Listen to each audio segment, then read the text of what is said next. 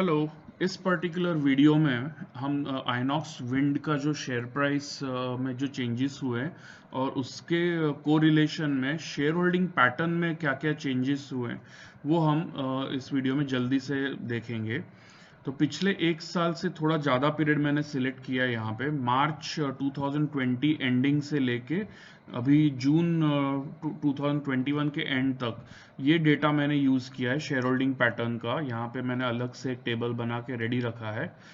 यहाँ पे share price का मूवमेंट भी मैंने अप्रैल बिगनिंग से यानी कि मार्च एंडिंग के जस्ट लास्ट वीक से लेके अभी तक का लेटेस्ट डेटा अभी तक लिया है। आज 16 जुलाई है, सो 16 जुलाई तक का मैंने डेटा यहाँ पे आपके सामने चार्ट पैटर्न में रखा है। तो हम देख सकते हैं कि शेयर प्राइस जो मार्च एंडिंग पिछले साल के मार्च एंडिंग में जो कोविड की वजह से जो सडन मार्केट में करेक्शन आया था, तो उस वक्त आइनॉक्स विंड का शेयर प्राइस 16 से 17 रुपए के रेंज तक नीचे गया था और वहां से धीरे धीरे पिकअप होना शुरू हुआ। इनिशियल जो 17 रुपए से लेके अराउंड 40-45 रुपीज तक का जो राइज था वो काफ़ी स्लो था, मॉडरेट स्पीड का था। लेकिन वहां से नवंबर में जब उसने उसका पहला बड़ा मूव दिखाना शुरू कर दिया है, यहाँ पे आप देख सकते हैं नवंबर के महीने में 37 रुपीज़ के लेवल से वो सडनली 63 रुपीज़ के लेवल तक शार्पली जंप हुआ था कुछ ही दिनों में। तो यहाँ से उसकी एक्चुअली बढ़ने की स्पीड इंक्रीज हो गई है। ऑब्वियसली वो कंसिस्टेंट राइज नहीं था, हमेशा थोड़ा थोड़ा करेक्शन देते देते ही ऊपर गया है, लेकिन उसके बाद कोई मेजर करेक्शन उसने नहीं लिया है। सो इस पीरियड में उसके शेयर होल्डिंग पैटर्न में कैसे कैसे चेंजेस हुए हैं उसके ऊपर एक नज़र डालते हैं। कुछ इंटरेस्टिंग बातें हमें थोड़ी सी पता चल सकती है उसमें से। तो पिछले साल के मार्च में प्रमोटर स्टेक की तरफ ज़्यादा ध्यान देने की ज़रूरत नहीं है, क्योंकि हमें पता है कि आइनॉक्स विंड में प्रमोटर स्टेक 75% के नज़दीक ही है। सो बाकी चीज़ों के नंबर्स हम लोग एक बार जल्दी से देखेंगे। सो फॉरेन इन्वेस्टर्स का स्टेक अगर आप देखें तो पिछले साल के मार्च एंडिंग तक उनका 1.91% का स्टेक था।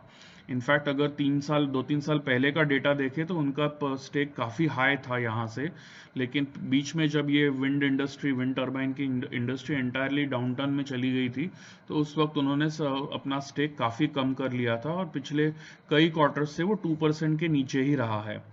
तो अभी आप देख सकते हैं कि मार्च एंडिंग में भी उनका स्टेक 1.91% पे था, वहां से स्लिप होके जून में 1.59 पे चला गया, सितंबर में सेम लेवल पे है और फिर वहां से अभी धीरे धीरे बढ़ना शुरू हुआ है। दिसंबर क्वार्टर में मार्जिनल इंक्रीज है और फिर मार्च क्वार्टर में एक 0.15% का जंप है और अभी जून क्वार्टर में उससे भी बड़ा जंप है, ऑलमोस्ट 0.3% का जंप हुआ है। तो इस दौरान में एक्चुअल में आप देख सकते हैं कि शेयर प्राइस में काफ़ी इंटरेस्टिंग बदलाव आए हैं। सितंबर एंड तक इवन शेयर प्राइस में भी मॉडरेट मूवमेंट थी, कोई ज़्यादा बड़ी मूवमेंट नहीं हुई थी। सितंबर एंड मतलब ये लेवल, इस पॉइंट तक वो शेयर प्राइस 40 रुपीज़ के लेवल पे ही था। उसके बाद भी नवंबर शुरू होने तक भी वो शेयर प्राइस सेम लेवल पे था, लेकिन नवंबर मिड में आप देख सकते हैं कि ये जो बड़ा मूवमेंट आया है, हो सकता है इस दौरान फाइनली फॉरेन इन्वेस्टर्स ने थोड़ा सा परचेज शुरू कर दिया है। थोड़ा वॉल्यूम एक्टिविटी भी आप देख सकते हैं यहाँ पे इंक्रीज हुआ है। सो यहाँ पे एफआईआईज ने धीरे धीरे इंटरेस्ट बढ़ाना शुरू कर दिया है। दिसंबर एंड से लेके मार्च एंडिंग तक ये जो 3 महीने का जो पीरियड है, तो इन 3 महीने के पीरियड, सॉरी दिसंबर एंड यहाँ पे है, सो यहाँ पे अराउंड 60 रुपीज़ के लेवल पे था और फिर वहाँ से लेके मार्च एंडिंग तक, ओके सो मार्च एंडिंग मतलब यहाँ तक, तब तक वो शेयर प्राइस 70 रुपीज़ के नज़दीक 70-75 के लेवल तक पहुँच गया था। सो इन 3 महीनों के दौरान फॉरेन इन्वेस्टर्स ने स्टेक और 0.15% से इंक्रीज किया है। लेकिन उसी दौरान एक और चेंज मेजर हुआ है कि प्रमोटर्स के स्टेक में से थोड़ा सा हमने देख सकते हैं कि 1.6% का ड्रॉप हुआ है। उसका रीज़न भी है आइनॉक्स विंड एनर्जी, वो जो कंपनी और प्रमोटर्स ने सेटअप की है एज अ होल्डिंग कंपनी अभी, तो उसमें जो गुजरात फ्लोरोकेमिकल्स के साथ जो रीस्ट्रक्चरिंग स्कीम हुई थी, तो उसके प्लान में ये 1.6% का स्टेक उनको बेचना पड़ा था और उस स्टेक सेल की वजह से भी हो सकता है कि शेयर प्राइस में उस दौरान फरवरी मार्च के महीनों में ज़्यादा बड़ी जंप नहीं हुई फॉरेन इन्वेस्टर्स के परचेज के बावजूद, क्योंकि प्रमोटर्स ने एक डिसेंट क्वांटिटी बेच दी, उसमें से मोस्ट प्रोबेबली एक सब्सटेंशियल क्वांटिटी प्रमोटर्स ने अराउंड 1.6% बेचा था, लेकिन उसमें से एक सब्सटेंशियल क्वांटिटी हो सकता है उन्होंने सिंक्रोनाइज ट्रांजैक्शन किसी और पहचान की कॉरपोरेट बॉडी के साथ की है, क्योंकि आप अगर कॉरपोरेट बॉडीज का अगर स्टेक देखें दिसंबर और मार्च एंडिंग के बीच, तो एग्जैक्टली 1.17 यानी कि ऑलमोस्ट 1.2% से जंप हुआ दिख रहा है। सो ये जो 1.6% प्रमोटर्स ने बेचा है, उसमें से एक सब्सटेंशियल क्वांटिटी जो है एक किसी कॉरपोरेट बॉडी ने खरीद ली है। ओके, सो हो सकता है उन्होंने सिंक्रोनाइज किया था ट्रांजैक्शन उसमें, और एक मेजर पोर्शन इन्होंने खरीद लिया। उसके बाद जून क्वार्टर में फॉरेन इन्वेस्टर्स ने उनका स्टेक और बढ़ा दिया है, 0.3% से बढ़ा दिया है, और उस दौरान अगर आप देखें तो शेयर प्राइस में जो 72 रुपीस के लेवल पे था मार्च एंडिंग में, वो अभी जून एंड तक ऑलमोस्ट 85 रुपीस के लेवल तक आ चुका है, और 2 बार 95 के लेवल तक भी जा चुका था।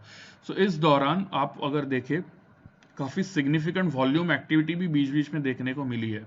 ये जो बड़ा जंप हमने देखा था इस दौरान, यानी कि ये अप्रैल महीने में 3rd या 4th वीक ऑफ अप्रैल में हमने देखा था, और काफी सिग्निफिकेंट वॉल्यूम एक्टिविटी यहाँ पे हुई है। फिर से जून महीने में भी बिगिनिंग में थोड़ा वॉल्यूम एक्टिविटी ज्यादा देखने को मिली है, जब शेयर प्राइस 75 से 95 वापस एक बार गया था। सो इस दौरान हो सकता है फॉरेन इन्वेस्टर्स ने एडिशनल कुछ परचेजेस किए हैं और उनका स्टेक थोड़ा सा बढ़ा लिया है। अभी जून के बाद और क्या क्या चेंजेस होने वाले हैं वो हमें सितंबर एंड में ही पता चलेंगे। सितंबर एंड के बाद जो डेटा आएगा वो तब पता चलेगा, क्योंकि रिसेंटली अगर आप देखें जुलाई महीने के फर्स्ट कुछ ही दिनों में शेयर प्राइस में काफ़ी हेल्दी एक्टिविटी फिर से देखने को मिली है। शेयर प्राइस जो 82 रुपीज़ से अभी 106 रुपीज़ तक जंप हुआ है, काफ़ी सिग्निफिकेंट वॉल्यूम्स के साथ जंप हुआ है। So definitely share holding pattern में कुछ और इंटरेस्टिंग बदलाव हम देखेंगे सितंबर एंडिंग को। अपार्ट फ्रॉम फॉरेन इन्वेस्टर्स अगर आप देखें, म्यूचुअल फंड्स ने पिछले साल ही उनका स्टेक 0 कर दिया था, उसके बाद अभी तक उन्होंने जून एंडिंग तक तो कुछ खरीदा नहीं है। अदर डोमेस्टिक इंस्टीट्यूशन इन्वेस्टर्स का भी सेम हाल है, उन्होंने भी 0 कर दिया था। रिटेल इंडिविजुअल इन्वेस्टर्स का स्टेक रिलेटिवली स्टेडी है, फॉर्चुनेटली कोई मेजर चेंज नहीं है। इनफैक्ट मार्च से लेके पिछले साल के मार्च से लेके सितंबर तक उन्होंने ही थोड़ा सा शेयर्स एक्वायर किया था, अराउंड 0.5% स्टेक इंक्रीज हुआ है। वहां से अगले 2 क्वार्टर्स रिलेटिवली स्टेबल था, और अभी जून क्वार्टर में उन्होंने 0.3% से उनका ड्रॉप हो चुका है। सो जब FIIs अभी खरीद रहे हैं, तब रिटेल इंडिविजुअल इन्वेस्टर्स थोड़ा सा बेच रहे हैं, ये तो क्लियरली हमें यहाँ से पता चलता है। कॉर्पोरेट बॉडीज का अगर आप देखें तो पिछले साल के जून क्वार्टर में उन्होंने एक सब्सटैंशियल क्वांटिटी खरीद ली है, 9.76% से जो 11.15%, यानी कि ऑलमोस्ट 1.4% से उनका स्टेक इंक्रीज हुआ था। सो उस टाइम उन्होंने एक सब्सटैंशियल क्वांटिटी खरीद ली, उसके बाद 3 क्वार्टर्स कुछ नहीं, और फिर से मार्च क्वार्टर में जब प्रमोटर्स ने उनका थोड़ा सा स्टेक बेचा, उस टाइम फिर से कॉर्पोरेट बॉडीज का टोटल होल्डिंग जो है वो जंप हुआ है। अभी जून क्वार्टर में उन्होंने कुछ खास चेंज नहीं किया है। अभी नेक्स्ट इंटरेस्टिंग बात देखेंगे सितंबर एंडिंग के नंबर्स के बाद।